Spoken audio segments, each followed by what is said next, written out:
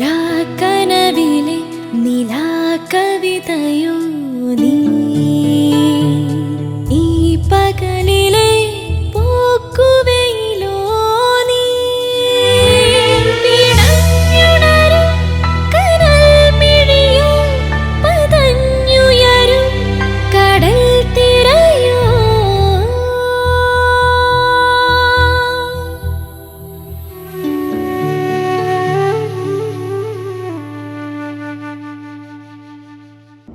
അരുൺ തോമസിനെ ഭീഷണിപ്പെടുത്തുന്ന സിറിൽ. ശ്രുതിക്ക് ഇപ്പോൾ ഒരു കുഴപ്പവുമില്ലെന്നും ഉടൻ തന്നെ മുറിയിലേക്ക് മാറ്റാമെന്നും പറയുന്ന ഡോക്ടർ രാഖി. സുദീപിനെ കാണാത്തതിൽ വിഷമിച്ചിരിക്കുന്ന ജയസുധ. ഇക്കാര്യത്തെ ചൊല്ലി വഴക്കിടുന്ന ചിത്രഭാനുവും ജലജയും. ഹോസ്പിറ്റലിൽ നിന്ന് വീട്ടിലേക്ക് വരുന്ന സുദീപ്. സുദീപിനെ ചോദ്യം ചെയ്യുന്ന ജയസുധ. ഇനി തുടർന്ന് കാണുക.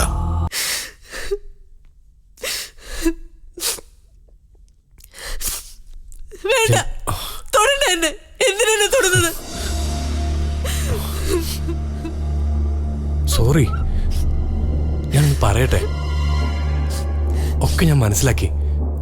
തെറ്റാ, 100% എന്റെ തെറ്റാ.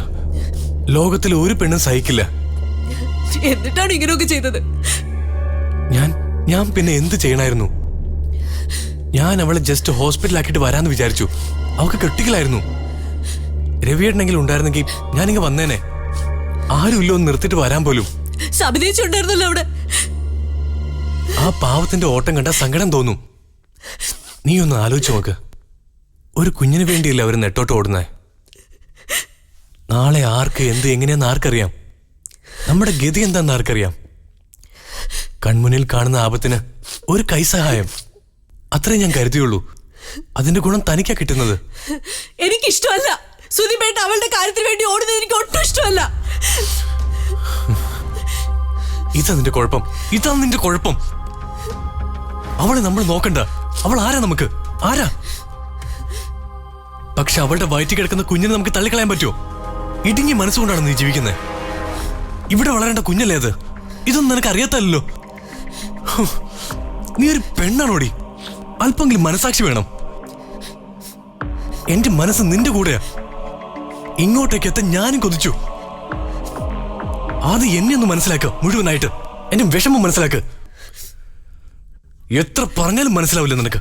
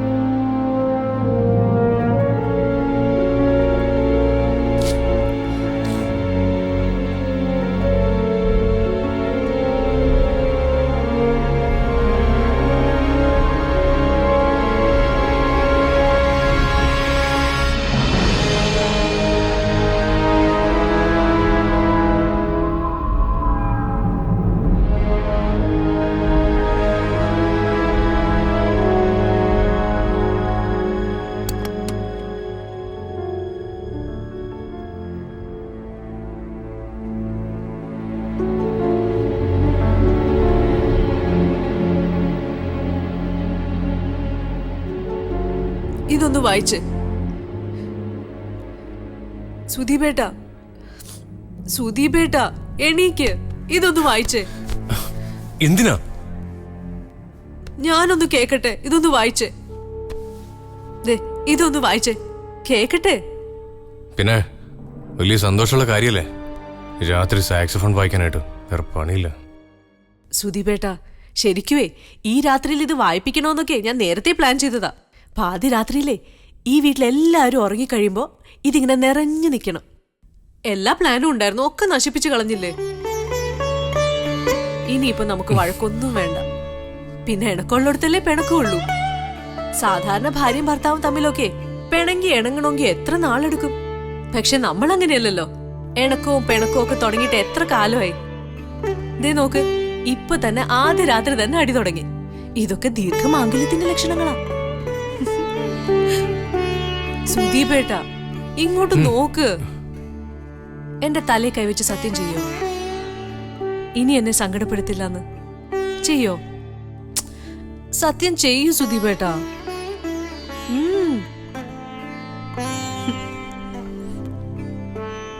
എന്റെ ജയസുതയാണേ, ഇനി ഞാൻ സങ്കടപ്പെടുത്തില്ല.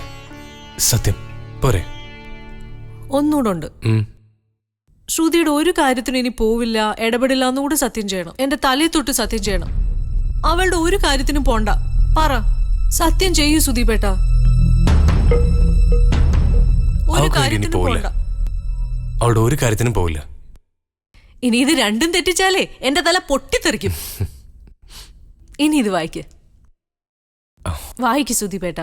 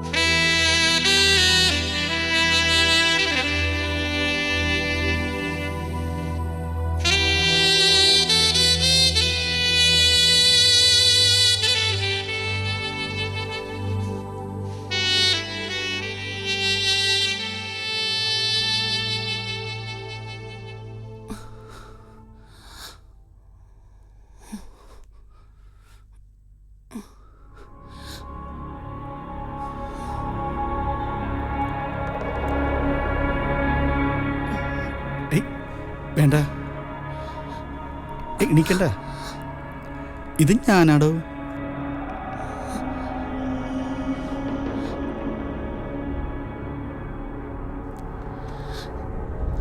എല്ലാരും എവിടെ? എല്ലാരും ഇവിടെ തന്നെ ഉണ്ട്. തനിക്ക് ഓർമ്മ വന്നപ്പോ സുദീപിനെ അന്വേഷിച്ചെന്ന് പറഞ്ഞു. അയാള് രാത്രി വരെ ഇവിടെ തന്നെ ഉണ്ടായിരുന്നു.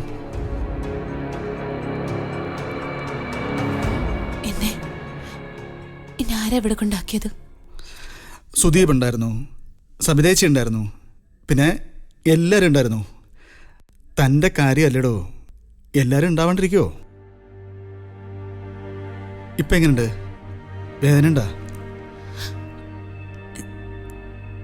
എനിക്കൊന്നും അറിയാൻ പറ്റുന്നില്ല.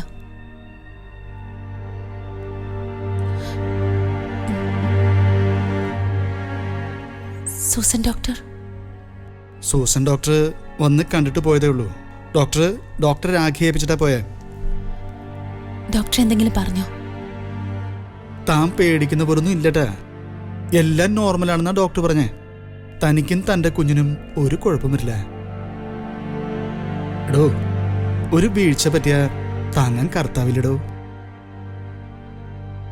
ദേ, ഇതിനേക്കാളും ഉയരത്തിൽ നിന്ന് താൻ വീണിട്ടും തന്നിങ്ങനെ താങ്ങി നിർത്തിയില്ലേ?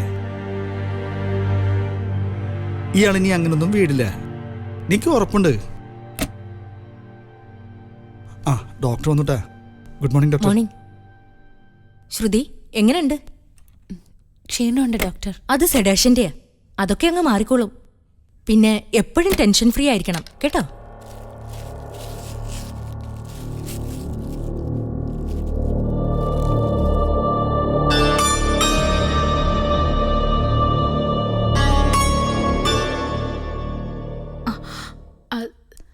സോറി, ഇത്തിരി ലേറ്റായി പോയി. ഏയ്, അത് കുഴപ്പമില്ല. ഡോക്ടർ അകത്തുണ്ട്, ചെക്കപ്പ് ചെയ്യാ. ശ്രുതിക്ക് എങ്ങനെയുണ്ട്? ബോധം വീണു, ആള് നോർമലാ. ഞാനിപ്പോൾ സംസാരിച്ചായിരുന്നു. സാറിന് ബുദ്ധിമുട്ടായി അല്ലേ? ഏയ്, നമ്മുടെ സ്റ്റാഫിനൊരു ആവശ്യം വരുമ്പോൾ നമ്മളല്ലാണ്ട് വേറെ ആരാ നോക്കുക? കേറി കണ്ടോട്ടാ.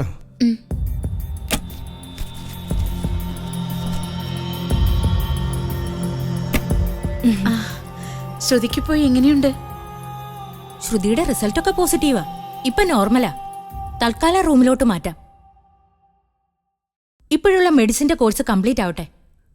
BP ഇപ്പോഴും സ്റ്റേബിൾ അല്ല. തൽക്കാലം ഒബ്സർവേഷനിൽ ഇരിക്കട്ടെ. ഇനി അങ്ങോട്ട് ബെഡ് റെസ്റ്റ് വേണം മസ്റ്റായിട്ട് കേട്ടോ. ഓക്കെ ശ്രുതി, കുറച്ചു കഴിഞ്ഞ് എന്തെങ്കിലും കഴിക്കണം കേട്ടോ. ശരിയെന്നാ.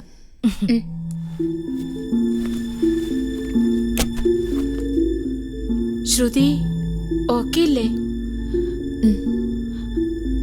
അച്ഛൻ ഇങ്ങോട്ട് വരാനുള്ള വാശിയില്ല. ഒന്ന് കൊണ്ടുവന്നോടായിരുന്നു. രവി ഉണ്ടായിരുന്നെങ്കിൽ കൊണ്ടുവന്നേനെ. പാവം, വല്ലാതെ വിഷമിക്കുന്നുണ്ടാവും. ശ്രുതിയെ ഇനി റൂമിലേക്ക് മാറ്റാമെന്നാ പറഞ്ഞേ. രവി ഇനിയിപ്പോ നാളെ എത്തൂ. സുദീപാണെങ്കിൽ ജയസുദയും കൊണ്ട് അവളുടെ വീട്ടിൽ പോകാനിരിക്കുക. 2 ദിവസം അവിടെ നിൽക്കുമെന്നാ പറഞ്ഞത്.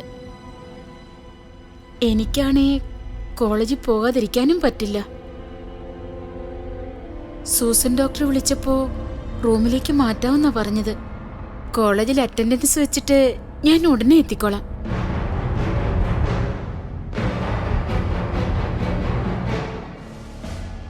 ശ്രുതി വെറുതെ ഓരോന്ന് ആലോചിച്ച് വിഷമിക്കണ്ട. ഒന്നുമില്ല. സബിതേച്ചിയും രവിയേട്ടനെയും ഞാനായിട്ട് വിഷമിപ്പിക്കുക.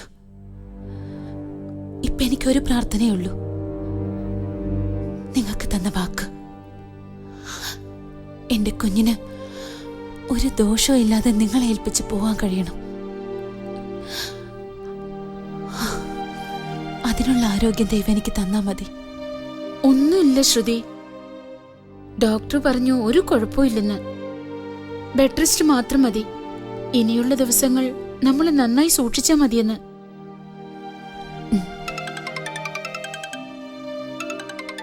രവിയേട്ടനാ. ആ രവി, ഞാൻ ഹോസ്പിറ്റലാ. ശ്രുതിക്ക് ഒരു കുഴപ്പമില്ല. ഞാൻ സൂസൻ ഡോക്ടറെ കണ്ടിരുന്നു. എനിക്ക് കോളേജിൽ പോവാതിരിക്കാൻ പറ്റില്ല. അതെ, ICUവിൽ നിന്ന് ഉച്ചയ്ക്ക് ശേഷം റൂമിലേക്ക് മാറ്റും. ഇവിടെ ആരും വേണമെന്നില്ലെന്നാ ഡോക്ടർ പറഞ്ഞത്.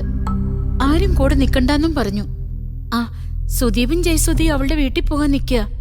ഇല്ല, എപ്പോഴാ പോകാന്നറിയില്ല. വേണ്ട, ശ്രുതിയുടെ കൈ കൊടുക്കുന്നില്ല.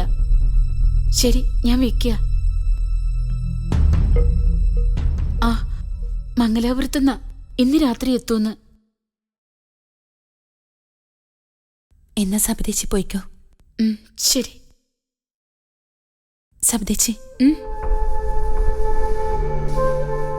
അരുൺ സാറ് ഒരുപാട് ബുദ്ധിമുട്ടിയെന്നാ തോന്നുന്നത്. സാറിനോട് പറയണം ഇവിടെ നിൽക്കണ്ട, പോയിക്കോളാൻ. ഞാൻ പറഞ്ഞു നോക്കാം. പിന്നെ ചേച്ചി, എനിക്ക് ബാങ്കിൽ നിന്ന് കുറച്ച് ക്യാഷ് വിത്ഡ്രോ ചെയ്യണമായിരുന്നു. ബാങ്കിൽ നിന്നോ? എന്തിന്? ഈ ഹോസ്പിറ്റലിലെ ബില്ലൊക്കെ സെറ്റിൽ ചെയ്യാൻ. എന്താ ശ്രുതി ഇത്? വെറുതെ ഇങ്ങനെയുള്ള കാര്യങ്ങൾ പറഞ്ഞ് ഞങ്ങളെ വിഷമിപ്പിക്കുകയാണോ? മെഡിസിൻ കൊടുക്കാൻ സമയമായി. ഞാൻ പോയിട്ട് വരാം.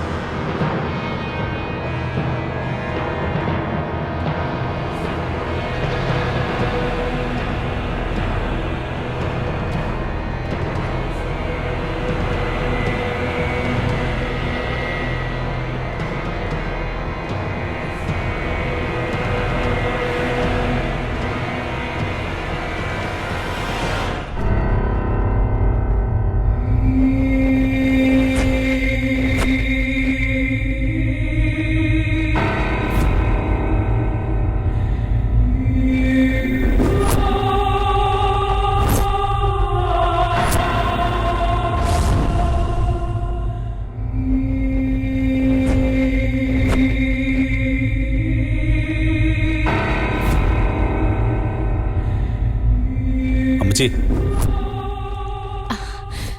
മോനെ നീയോ?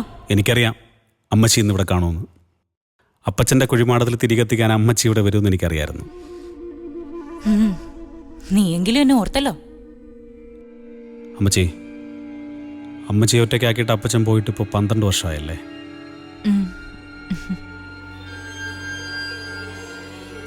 അമ്മച്ചി വിഷമിക്കണ്ട കേട്ടോ, ഞങ്ങളൊക്കെ അല്ലേ ഇവിടെ. അമ്മച്ചിയുടെ രണ്ടാമത്തെ മോനായിട്ട് ഞാനില്ലേ? മോനിവിടെ വരാറുണ്ടോ? എനിക്ക് ഭയങ്കര വിശ്വാസമാണ് അമ്മച്ചി. പ്രാർത്ഥിച്ചാൽ അതിനൊരു ബലമുണ്ട്. അതുകൊണ്ട് സമയം കിട്ടുമ്പോഴൊക്കെ ഇവിടെ വരും. നീയാ പറഞ്ഞത് ശരിയടാ മോനെ. അക്കാര്യത്തില് നിന്നെ എനിക്കിഷ്ടാ. നിന്റെ അമ്മച്ചിയും ഇതുപോലെ പള്ളിവാസിയായിരുന്നല്ലോ. അവൻ എന്നെ കൊണ്ടുവരാന്ന് പറഞ്ഞതാണേ. എവിടെ പോയെന്ന് ആർക്കറിയാം. എപ്പ നോക്കിയാലും കച്ചവടം തന്നെയാ ആ തല നിറയെ. നീയൊന്ന് ഉപദേശിക്കണം കേട്ടാ. ഉപദേശിക്കണമല്ലോ, നന്നാവാനല്ലേ ഉപദേശിക്കുന്നത്. ഇപ്പൊ വരാന്ന് പറഞ്ഞ വെളുപ്പിന് പോയതാണേ. കണ്ണാശുപത്രിയില് ഡോക്ടറെ കാണിക്കാൻ എന്നെ കൊണ്ടുപോവാന്ന് പറഞ്ഞതാ. വിളിച്ചാ കിട്ടുന്നില്ലെന്ന് പോട്ടെ, ഇന്നത്തെ ദിവസം അവൻ അറിയാവുന്നതല്ലേ. ആ തെമ്മാടിയെ വിളിച്ചാ ദാ വരാം, ഇപ്പൊ വരുന്നു. എവിടെ? അപ്പൊ കാര്യങ്ങളൊക്കെ അമ്മച്ചിയോടവൻ അമ്മച്ചിയൊന്നും അറിഞ്ഞില്ല. എന്ത്? ഓ, ചുമ്മാ അമ്മച്ചി വെറുതെ അമ്മച്ചിയോട് പറയാതിരിക്കുമോ അവൻ ഇങ്ങനെയുള്ള കാര്യങ്ങളൊക്കെ? എന്താ കാര്യം പറ. ചുമ്മാ അമ്മച്ചി. മോൻ എന്താ ഈ പറയുന്നേ? ഹോസ്പിറ്റലിലെ കാര്യങ്ങളൊന്നും അമ്മച്ചി അറിഞ്ഞില്ലെന്നാണോ പറയുന്നത്? ഹോസ്പിറ്റലിലോ? കല്യാണം, പെണ്ണ് കാണൽ, ഇതൊന്നും അരുൺ അമ്മച്ചിയോട് പറയാതിരിക്കത്തില്ല. എന്ത് കാര്യം ഉണ്ടെങ്കിലും അരുൺ അമ്മച്ചിയോട് പറയും. ചുമ്മാ അമ്മച്ചി എന്നെ കളിപ്പിക്കുക. അറിയാത്ത രീതി ഭാവിക്കൊന്നും വേണ്ട, ഞാൻ അറിഞ്ഞുവല്ല. അവനൊന്നും പറഞ്ഞിട്ടില്ല. ചുമ്മാ അമ്മച്ചി. ഛേ, എന്തുട്ടാ മോനെ? എന്താ പ്രശ്നം? എന്താ പറ്റിയേ? അമ്മച്ചിയുടെ മോനില്ലേ അരുണ്, അവൻ ഇൻഫോ പാർക്കിലും പോയിട്ടില്ല, ഒരു മീറ്റിങ്ങിനും പോയിട്ടില്ല. ഇല്ലേ? അവനെങ്ങനെ പറഞ്ഞിട്ടാണല്ലോ പോയേ? അവൻ ഇൻഫോ പാർക്കിലൊന്നും പോയിട്ടില്ല അമ്മച്ചി. അവൻ ഹോസ്പിറ്റലുണ്ട്. ഹോസ്പിറ്റലിലോ? അവനെന്തുട്ടാ പറ്റിയേ? അയ്യോ, അവനൊന്നും പറ്റിയില്ല. അവൻ കൂട്ടിരിക്കാൻ പോയതാ. കൂട്ടിരിക്കേ? ആർക്ക്? അമ്മച്ചിയുടെ ഭാവി മരുമോൾക്ക്. മരുമോളാ? ശ്രുതിക്ക? അപ്പൊ അമ്മച്ചി എല്ലാം അങ്ങ് ഉറപ്പിച്ചു അല്ലേ?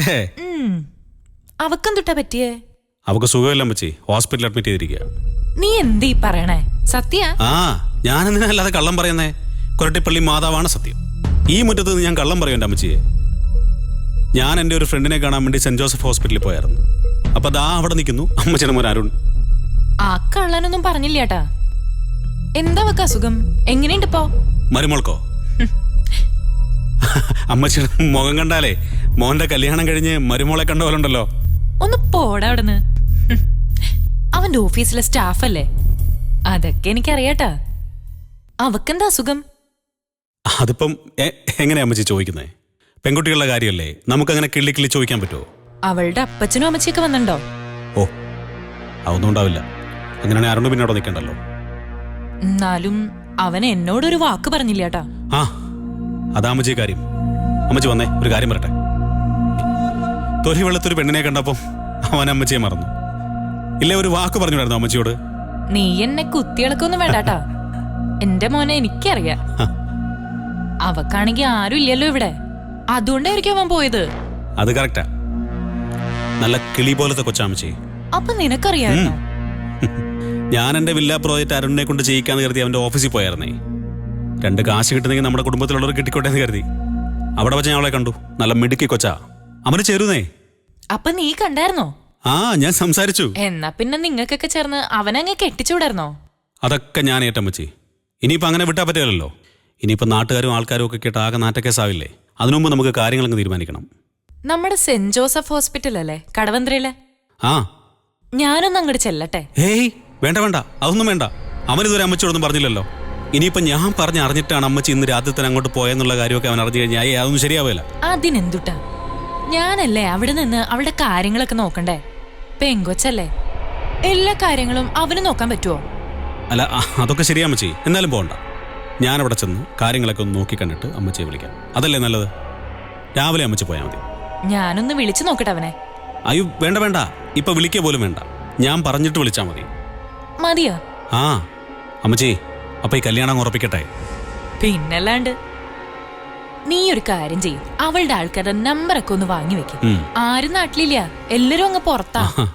ഒന്ന് അന്വേഷിക്കണ്ടേ നമ്മള്? പിന്നല്ലാതെ, അതൊക്കെ ഞാൻ സംഘടിപ്പിച്ചു തരാം. പിന്നെ ഡീറ്റെയിൽ ആയിട്ട് എല്ലാ കാര്യങ്ങളും നമ്മൾ അറിയണ്ടായോ? അവളുടെ അപ്പൻ, അമ്മ, അമ്മാവൻ, എന്താ, എങ്ങനാ, ഏത് കുടുംബക്കാരാ, എവിടെയാ വീട്, ഒന്നാമതേ അന്യമതക്കാരിയല്ലയോ. ഇനിയിപ്പോൾ നാളെ ഒരു കുഞ്ഞൊക്കെ ആവുമ്പോൾ ഏത് ജാതിയിലാണ് വളർത്തേണ്ടതെന്നൊക്കെ നമ്മൾ തീരുമാനിക്കണ്ടായോ? ഇനിയിപ്പോൾ കല്യാണം കഴിഞ്ഞിട്ട് അവൾ മതം മാറുകയോ ഇല്ലയോ എന്നുള്ള കാര്യമൊക്കെ അന്വേഷിക്കണ്ടേ? ഇന്നത്തെ കാലത്തെ പെമ്പിള്ളാരല്ലോ എൻ്റെ അമ്മച്ചിയെ. പിന്നല്ലാതെ, അതൊക്കെ അറിയണം. എനിക്കും ചില ആഗ്രഹങ്ങളൊക്കെ ഇല്ലടാ മക്കളെ.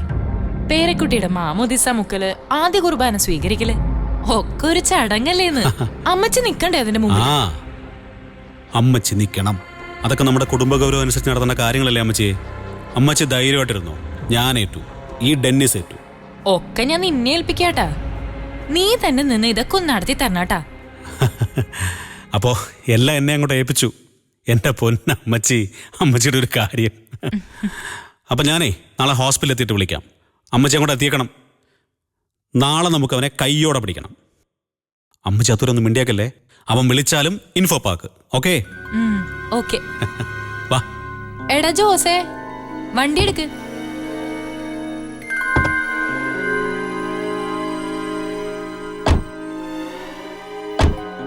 പോട്ടെടാ. ബൈ. അപ്പൊ നാളെ കാണാം.